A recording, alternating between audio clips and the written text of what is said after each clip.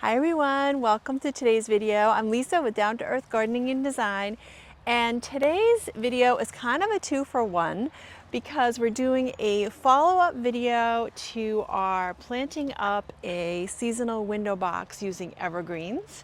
So we're going to transform this spring window box into a summer window box today.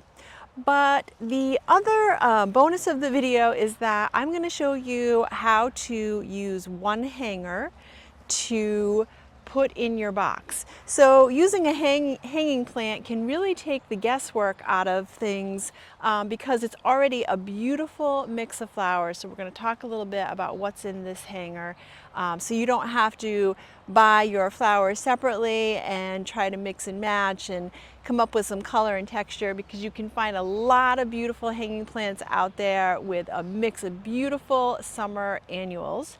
And also it saves on the budget a little bit because I'm just going to use this one hanger to dress this up. So first and foremost, the window box that we planted this spring, what was fun and different about it for us is that we used some little evergreens. And we promised in that spring video that we were going to post videos when we switch it out seasonally this year. So typically we do 4 dress ups of our containers and window boxes a year. It's spring, summer, fall, and winter. And we're using our summer annuals now because our pansies, which are cool weather annuals, are starting to really fade out, which is normal because they love the cool weather, not so much the heat. But these beauties that I have in my hand here, they are all summer and warm weather lovers. So I do also want to say that the other bonus, so many bonuses to using this hanger in this box here, but the other added bonus is that we have another one, the exact match to this hanger on the other side of the house. So Hannah likes to put a hanging plant in front of her picture window because that's where their living room is, and they put a little hummingbird feeder out and they watch the hummingbirds from the living room. So that's pretty great. So we're going to give this house some continuity and a little bit of symmetry because we have matching hangers. And one, of course, we're keeping as a hanger, but the other one we're going to use the same exact mix in this window box here. All right, so let's get started. Hannah and I were just saying that it's kind of funny because the pansies actually don't look that bad, but you can see that they do start to get a little bit of legginess to them, but it just shows how great Hannah is at tending to her containers and her garden because they're still looking pretty great. So first thing we're going to do is we are going to clean this box out, and then I'm going to talk about the mix that we have, and we're going to show you how we're going to work around these evergreens. We may or may not save some of the little vines in the front. I have a couple of other drapers that I may want to add, but I have a feeling that this container is going to be pretty full when we're done. So for tools, what we need is the most important one, and I'm going to put some links up for you in the description in case you're interested, my Hori Hori knife. So I love this because essentially it is a trowel. It also gives you some measurements here for digging, so you'll know planting depths, but it has this serrated edge here, and that's really going to help me remove what I'm taking out of the window box and keep my evergreens is by using this little tool. So I have that here, and of course I'm going to get my gloves out. I have a trug, I have a little bit of all-purpose granule fertilizer and some compost to add to the mix if need be. Okay, so I'm just going to start off by removing the pansies.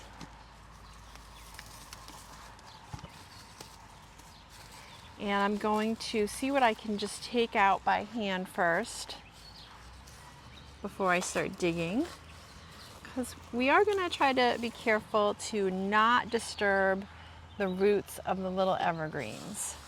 So that's going to be the trick here. So I think for now I am going to take out the Swedish ivy, because I do want to make sure that I have plenty of room. So I'm going to take it out like this, and I can either recycle it in this window box, or Hannah could use it in another container here.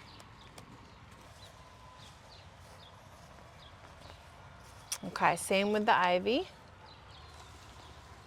So I'm going to put these little plants aside, because I don't like to put plants in the compost pile unless I really, really have to.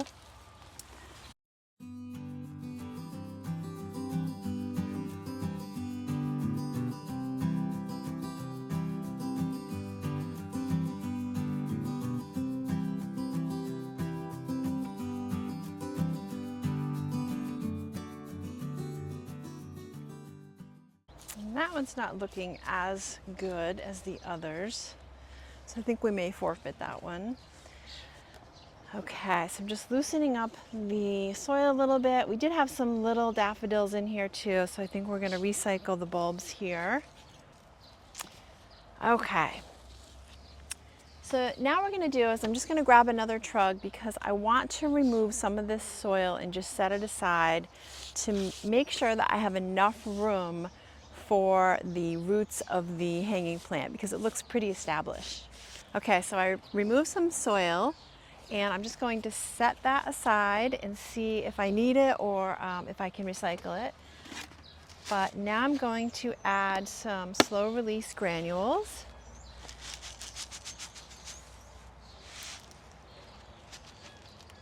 So this is going to give our annuals a little bit of a boost, and get them to continuously throw out some flowers here. So I'm just going to mix that in the soil a little bit. Okay. Now we're going to tackle our hanging plant. So let me show you how we're going to take it out of the pot and divide it up. So I had mentioned that we're going to talk about the mix that's in this gorgeous hanger here. And so I just want to do that quickly in case you're interested in the same mix of plants. So there's some geraniums here. They do need some deadheading, but I wanted to keep the flowers on just to show you the color. So that's this here. Then we have some purple fan flower. That's a nice, easy annual. We have some hot pink verbena. We have some million bells here, some little tiny petunias. And then we have a little pop of white with this bacopa here that's hiding. So that will get nice and drapey. So really pretty colorful mix here. Hannah and I like to mix up our colors every year. And with the business, when we do displays for different clients, it'll be different every year. We like to have fun with colors and textures. These are all full sun annuals. Okay, so the first thing you want to do is just take the hanger off. So there's typically just little clips on here that you're just sliding off. In a pinch, you can just go ahead and cut them right off unless you really want to recycle it. And then we're just going to try to ease it out of the pot here.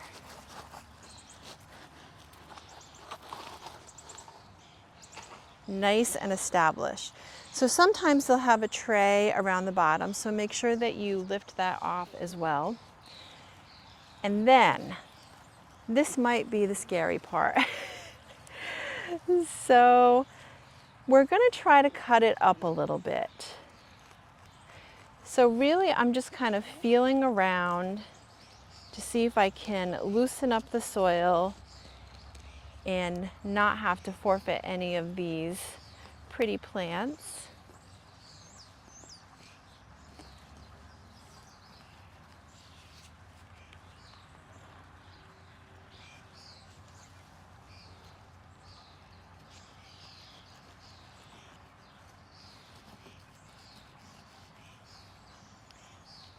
So this is something that you'll want to take your time with and just kind of feel around and go slow.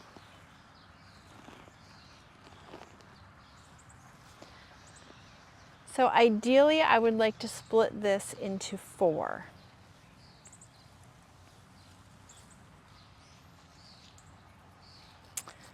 Making a little bit of a mess, but messes are my specialty.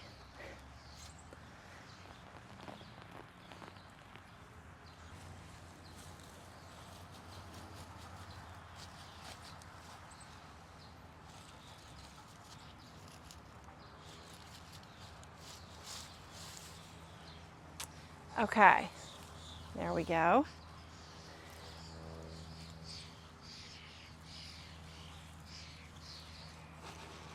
So now I have 2 pieces. And depending on the size of your window box, you may be able to work with just 2 pieces. Okay, so this could be a little section even for the end.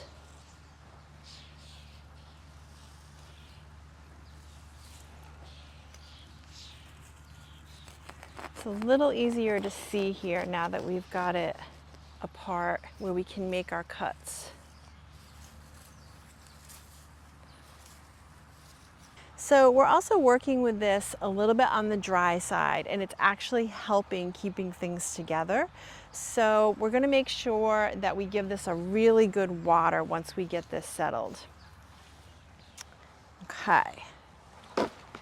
Now the other thing that I'm going to do while I'm over here making a mess is I'm just going to trim off a little bit of the bottom because our window box is not that deep.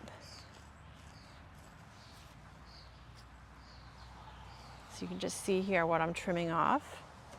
Okay, so I'm going to bring these back over to our window box.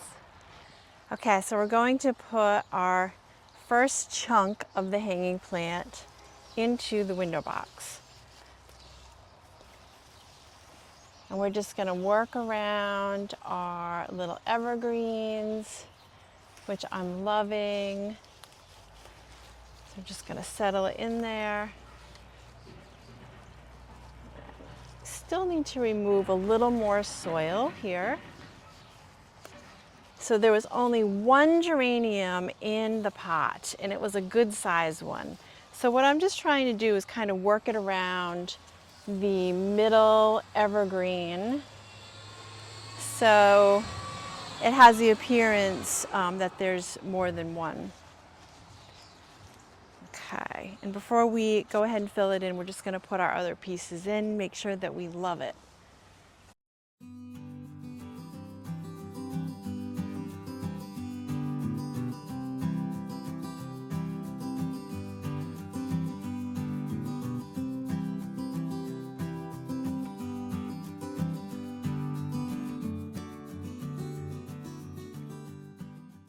Okay, so I'm going to just stand back and have a look, and then I think I'm going to put at least 3 of the drapers back in, see if I can squeeze them in, believe it or not, because I love a really full window box.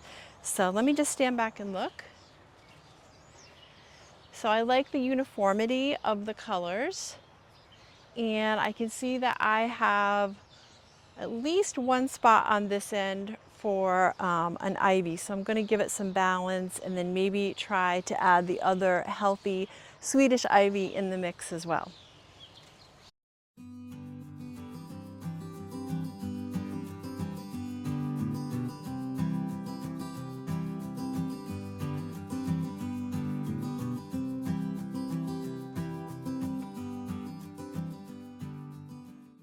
Okay, although I would love this in the center, I do not want to disturb the evergreen. So I'm going to put it on the side that's a little thinner. Okay, so now I'm just going to go ahead and fill it all in, and then we're going to give it a good water, and I'm just going to talk about aftercare and just some final thoughts. Okay, so we're wrapping it up. And what I like to do when I get everything settled is go back through with some new potting soil, or if I can, my recycled potting soil, which is totally fine. If you can recycle it, it's great. And that's why I added a little bit of the new fertilizer granules and a little bit of compost just to kind of soup it up a little bit. So you want to go around and you want to fill up all of the air pockets. So you want to make sure that everything has plenty of soil, so no holes in here or air pockets. So we're just kind of feeling our way around. And then the last thing I want to mention before we get to watering is deadheading.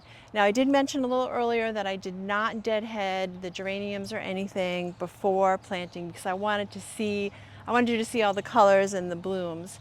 But I'm going to refrain from deadheading until things get settled. So it definitely needs it, but I'm going to give it a few days because it just went through a little bit of transplant shock just by cutting that plant up. It had been in the pot for a little while. So I would recommend if you're doing this at home, just to not deadhead it right away. Let it get settled a little bit. And then give it plenty of water. So we're coming into summer now. The temperatures are gonna heat up and it's gonna dry out even quicker. And containers do dry out pretty quick. This one here is great, this window box, because it is self-watering. So it does have a little tray underneath, but it still needs to be watered daily. So especially when you have plants in a container and they're in full sun, you want to give them a good water daily. And that's it. I think it looks pretty great. We just used 3 of our recycled ivies from our spring planting, our one hanger with some beautiful summer annuals, and we saved our little evergreens, which was the goal of the video, to do this year. So this is a really great little investment and I think they really pop. I love the texture of them. But I don't know if you remember that we did a window box tour and container tour in South Carolina, and that's where I saw a lot of these and got this idea. So this is a trend that I really hope sticks around. And stay tuned for when we swap it up this fall and do our fall window box. So thank you again for joining me. I love doing these videos for you, and if you liked it, please go ahead and give it a thumbs up and stay tuned and subscribe to our channel for many more gardening videos.